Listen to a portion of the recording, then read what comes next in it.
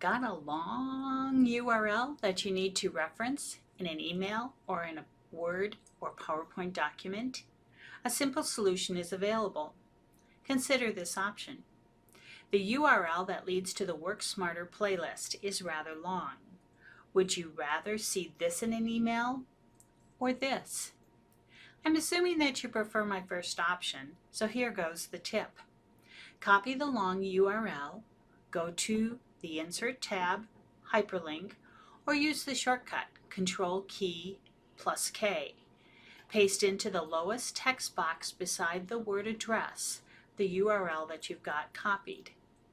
In the text box at the top, next to the words Text to Display, write the title of the document or web page that you are linking to. One more nice touch. Click on the Target Frame button on the right side. Choose the best option in the drop-down.